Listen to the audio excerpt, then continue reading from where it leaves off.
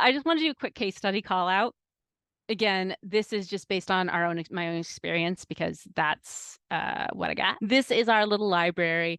It is a small town library. So again, 25,000 folks, right? We are not huge, but and our lot really evolved. What you see online, we actually just started with a book of like, you could check these things out because that was the way to get in. Okay, that was the way to get into the system to prove it worked.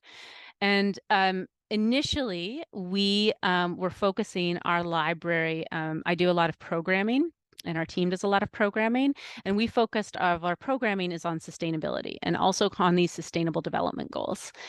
So I've run hundreds of programs now over the years, but some of the initial programs I ran, although they certainly fell under the standard definition of what sustainability is, I was also able to use those programs to speak library speak.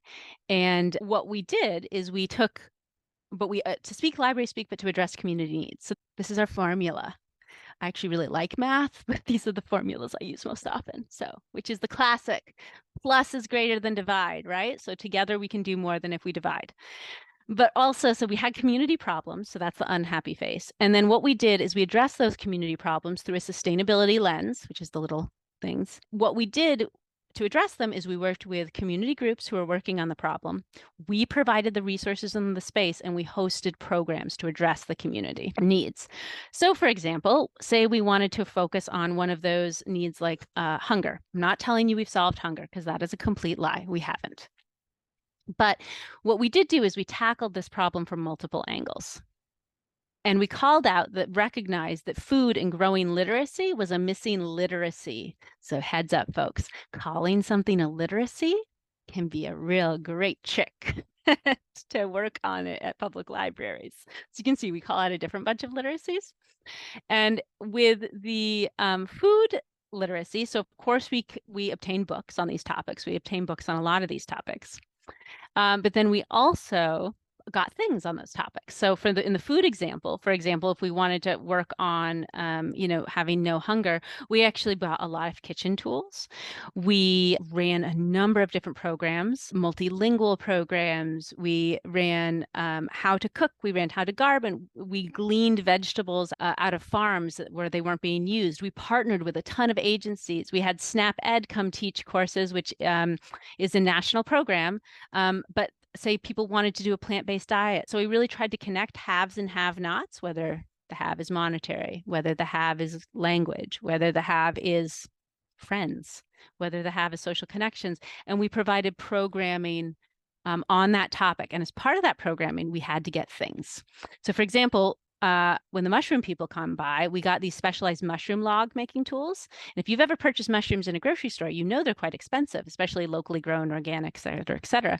But if you have these couple $100 tools, you can get locally grown mushrooms that are going to provide you with beautiful mushrooms for 5 years in your backyard for free.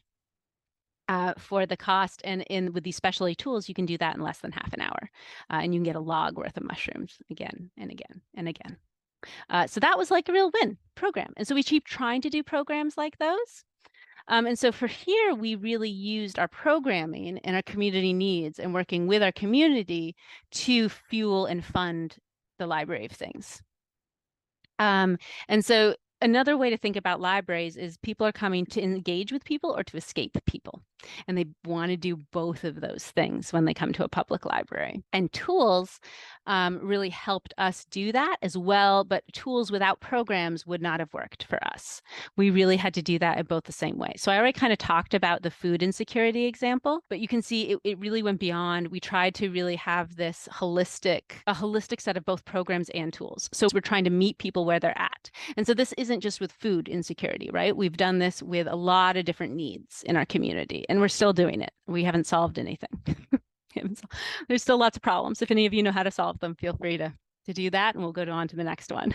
We also, we worked with hospitals to have them screen folks for food insecurity, and then they could come and they basically get a prescription for free food and free meals. We worked with lists and backpacks in school systems, and we're still doing this. And because of that, you'll notice that if you look at our catalog, our food tools are actually quite robust. I want to finish up here, but I just want to let you know that libraries can be really powerful allies to whatever your goals are. And so I would really encourage you to reach out to them and to not be afraid of their weirdo quirks. Because gosh darn it, they have them. Sometimes I was really like, oh my goodness gracious, really? I just want to get the tools to the people, folks. But there's really good reasons for it. And they've got a lot of experience knowing what those reasons are.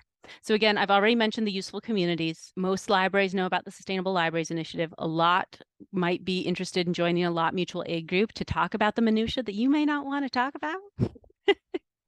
And I think humans like us. So again, thank you so, so much. I hope to work with all of you in the future.